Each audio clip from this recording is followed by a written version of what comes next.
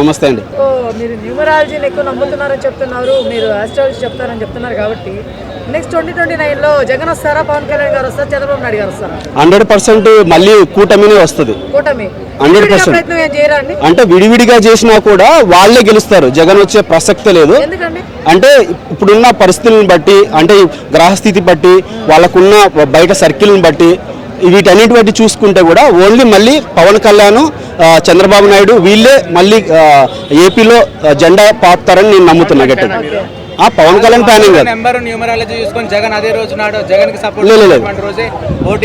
మీరు కావాలంటే చెక్ వచ్చిన తర్వాత రీల్స్ చూసుకోండి.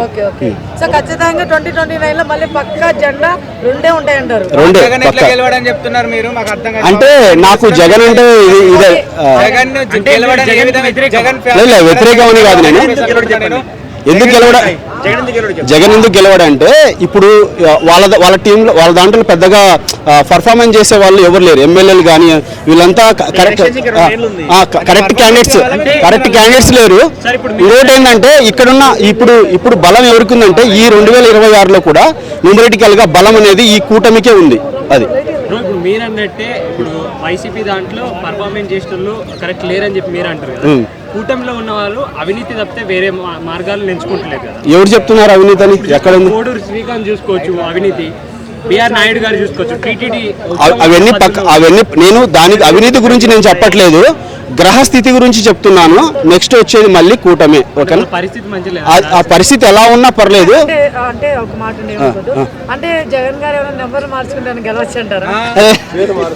అలా అని ఏం లేదు, ఎంత మార్చుకున్నా కూడా వచ్చే ఛాన్సెస్ అయితే చాలా తక్కువ ఉన్నాయి. లెస్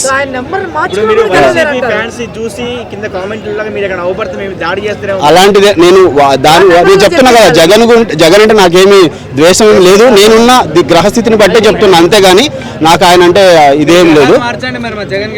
అది మనం చేంజెస్ గ్రహాలు మార్చేంత స్థితి మన దేవుళ్ళం కాదు కదండి.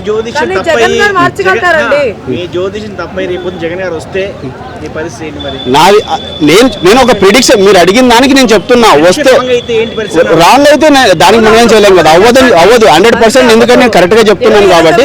ఇంత ముందు కూడా మీరు చెక్ చేసుకోవచ్చు. భక్తి 24 ఛానల్లో నేను కూటమి వస్తుందని చెప్పాను లాస్ట్ టైం. ఐపీఎల్ ఎలా గెలుస్తుందని చెప్పాను, కూటమి కూడా అలానే వస్తాయని చెప్పాను. మీరు చెక్ చేసుకోవచ్చు అందరూ ఛానల్. 8 months బ్యాకే చెప్పాను నేను. ఖచ్చితంగా ఆర్సీబీ కప్పు కొడతాయని చెప్పాను. ఎందుకంటే అది 18th సీజన్లో విరాట్ కోహ్లీ జెర్సీ నెంబర్ కూడా 18 అనమాట. సో అలాగే ఐపీఎల్ కూడా 18 ఆడింది కదా. సీజన్ 18లో ఐపీఎల్ ఆడింది అనమాట. ఇప్పుడు సీజన్ 19 ఆడుతుంది అనమాట. ఈసారి వచ్చేసి 4 టీములు బాగా పర్ఫార్మెన్స్ చేస్తున్నాయి. ఒకటి వచ్చేసి ఆర్సీబీ, రెండు వచ్చేసి ఆర్ఆర్ అనమాట, రాజస్థాన్ రాయల్స్, రెండు వచ్చి ఢిల్లీ క్యాపిటల్స్ ఉంది, పంజాబ్ ఉంది అనమాట. పంజాబ్, ఈ 4 టీములు బాగా ఆడుతున్నాయి. ఈ సీజన్కి వచ్చేసి 18 తీసుకెళ్తారంటే ఖచ్చితంగా ఈసారి కూడా ఆర్సీబీ కప్పు కొడుతుంది. 100% రాసి పెట్టుకోండి. ఈరోజు చెప్తున్నాను, ఖచ్చితంగా ఆర్ఆర్ కానీ ఆర్సీబీ కానీ ఫైనల్కి వచ్చే ఛాన్సెస్ ఉన్నాయి. ఓకేనా? మళ్ళీ ఆర్సీబీ కప్పు కొట్టడానికి 100కి 150 ఛాన్సెస్ ఉందన్నమాట. లేదు అట్లేం కాదు, నేను ఒక ఆస్ట్రాలజర్ కాబట్టి ఈ ప్రిడిక్షన్ ద్వారా నేను చెప్తున్నాను అనమాట. మిగతాటి కూడా చూస్తాను, బట్ మెయిన్ ఏంటంటే ఇప్పుడు ఐపీఎల్ సీజన్ కాబట్టి దీని గురించి మనం మాట్లాడదాం. మిగతాటి కూడా చెప్తాను. సో ఇప్పుడు ఏంటంటే ఇప్పుడు ఐపీఎల్ మీరు అడిగారు కాబట్టి ఈసారి 4 టీములు మెయిన్గా ఉన్నాయన్నమాట, చెప్పాను ఇందాక. సో ఈ 4 టీముల్లో ఆర్సీబీ ఫైనల్కి వస్తుంది, మళ్ళీ ఆర్సీబీ కప్పు కొడుతుంది. ఇక్కడ ఏంటంటే విజయ్ వాళ్ళు విడిపోవద్దని కోరుకున్నాం, బట్ కాకపోతే వాళ్ళ మ్యారేజ్ డేట్ అనేది కరెక్ట్గా లేదనమాట. అదైతే నేను కరెక్ట్గా చెప్తాను. అంటే వాళ్ళు చేసుకున్న మ్యారేజ్ డేట్ అనేది మంచిది కాదు న్యూమరాలిటికల్గా. సో దాన్ని బట్టి కొన్ని ఖచ్చితంగా ఫ్యూచర్లో వాళ్ళకి డిస్టర్బెన్స్ అయితే వస్తుంది 100% గ్యారెంటీ. దానికి ఏ గాంధర్వ వివాహమైనా మనకు నెంబర్స్ అనేవి చాలా ఇంపార్టెంట్ అనమాట. మనం 1 నెంబర్లో కానీ 9 నెంబర్లో కానీ మ్యారేజ్ చేసుకున్నట్లయితే అది విడిపోకుండా ఉండడానికి 100% ఛాన్సెస్ ఉంటుంది. సో ఇక్కడ ఓకే చూసుకోండొచ్చు, కానీ అక్కడ వాళ్ళకి చెప్పిన ఆస్ట్రాలజర్స్ ఎలాంటి వాళ్ళు ఉన్నారు అంటే వాళ్ళు న్యూమరికల్గా చూసారా లేకపోతే వేరే విధంగా చూసారా ప్రకారం మనకు తెలియదు కదా.